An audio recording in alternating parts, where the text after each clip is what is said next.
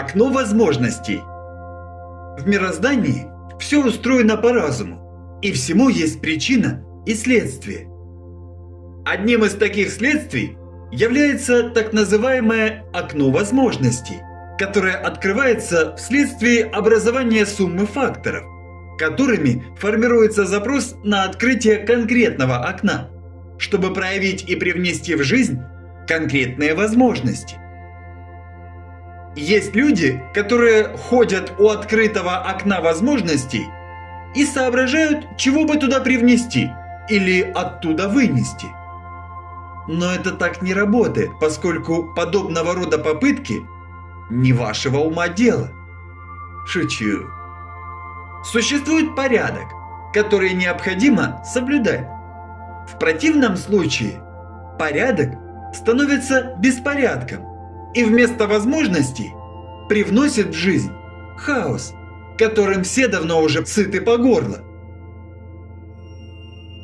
Порядок здесь означает то, что всегда есть заказчик на открытие конкретного окна возможностей, коим всегда выступает высший разум, старшая коллективная единица сознательного присутствия в жизни, то есть идея с наивысшим коэффициентом разумности. И есть все остальные идеи, которые могут привнести долю своего таланта, дополнив или скорректировав, а по сути наполнив идею заказчика долей качества собственного видения, став неотъемлемой частью того самого разума. Таким образом, производится подгонка стекла под параметры окна. Параметры окна изначально установлены Богом, то есть имеют идеальные размеры и форму. От того, как мы подгоним стекло под открывшееся окно, будет зависеть буквально все в доме. Собственно, поэтому мы обязаны довериться высшему разуму и поступить разумно. Как говорится, сначала придумывается, обдумывается, прорисовывается и просчитывается ход, а затем под этот ход открывается проход. То есть наступает самое подходящее время для реализации того самого хода. В образе это подобно игре в шахматы. Можно сказать, бюрократия разума. Конкретизация на реальном примере.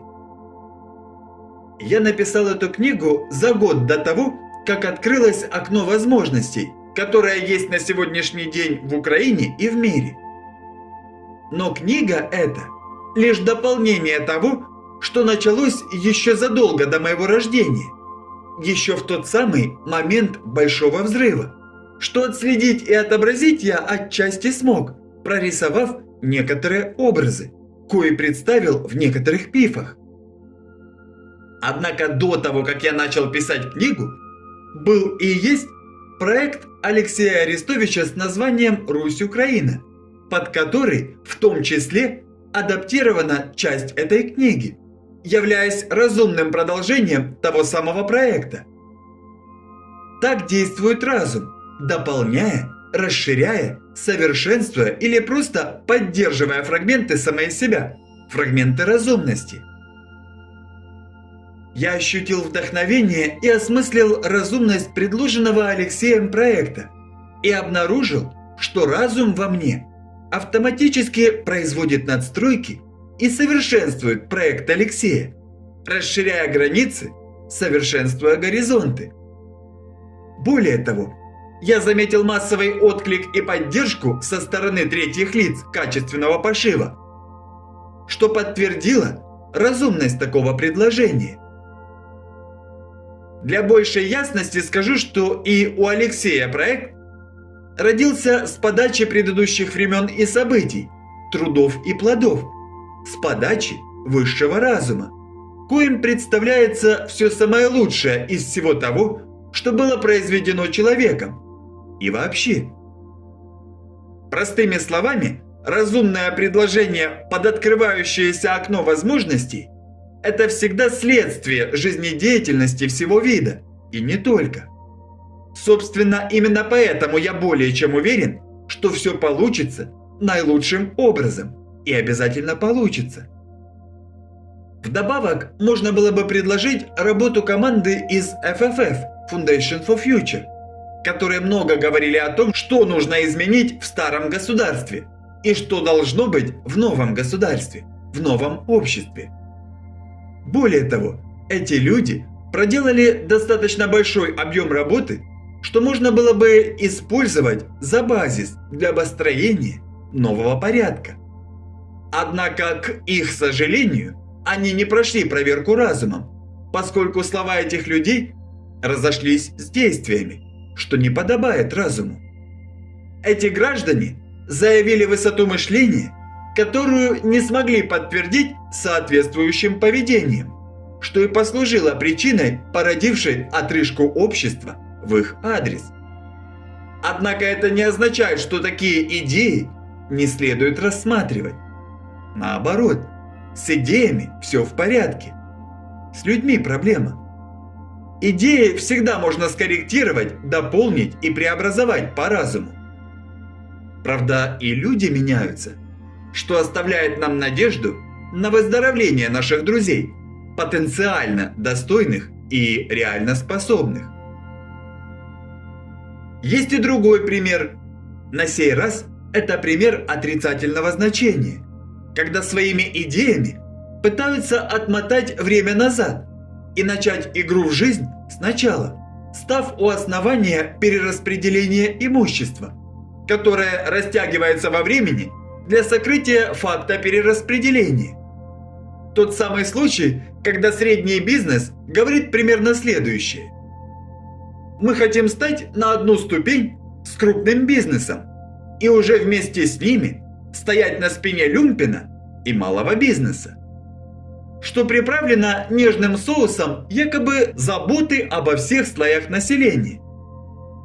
Именно таким я вижу предложение SEO Club Ukraine, которые представили свое видение новой системы налогообложения, суть которой заключена в окозамыливании, заманивая массы сокращением налога приблизительно в 2 раза, что выражено на самой поверхности, для масс, коим выбирать.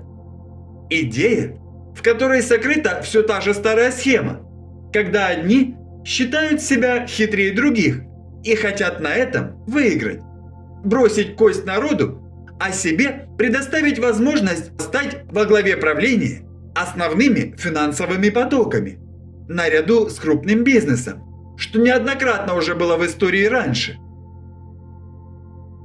Сколько еще тебе нужно дать фору, чтобы можно было уже начать играть в жизнь честно и справедливо?